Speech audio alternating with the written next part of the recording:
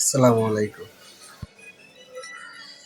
তো ফার্মি মুরগি ১ মাস আগে আনছিলাম, সবাইরে ভিডিও একটা দিছিলাম। মাশাআল্লাহ এখন ফার্মি মুরগি ডিম দিতে আছে, ডেইলি ২টা ৩টা করে ডিম দেয়। ফার্মি মুরগি হইছে ৫টা। আর আমার দেশি মুরগি হইছে ৪টা, মোরগ হইছে একটা ৫টা। দেশি মুরগিতে ২টা ৩টা করে ডিম দিছে।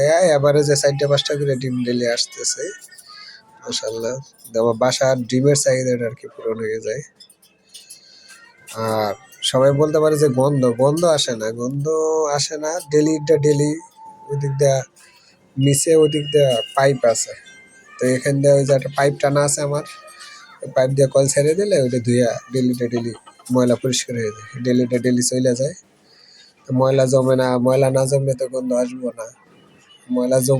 ময়লা যদি জমায় রাখে তাতে গন্ধ আসবেই। আর ময়লা যদি ডেলি পানি দিয়ে সাইডে দেয়, ওই সিস্টেম করে যদি কেউ পালতে পারে বারান্দায়, তাহলে আমি মনে করি ভালো। ডেলির ময়লা ডেলি গেলে গন্ধ আসে না। আমি বারান্দা পালতে আছি মাশাআল্লাহ। তবে আমার এখানে ১০টা আছে, আর উপরে একটা খাঁচা খালি আছে, এখানে আরো ৫টা আনবো। প্রচন্ড শীত পড়তে আছে, তো শীতের কারণে আনতে আসি না। শীতটা গেলি মাশাআল্লাহ আল্লাহ দিলে আরো ৫টা মুরগি আনবো। তো ফার্মি মুরগি আকারে অনেক বড় হয়েছে, যা ভাবছি দেশি মুরগির ডাবল হয়ে গেছে। একটা ১.৫ কেজি, পৌনে ২ কেজি, ২ কেজি প্লাস হয়ে গেছে। তো ফার্মি মুরগি অনেক বড় হয়েছে মাশাআল্লাহ, ডিমও দিতে আছে। আল্লাহ হাফেজ।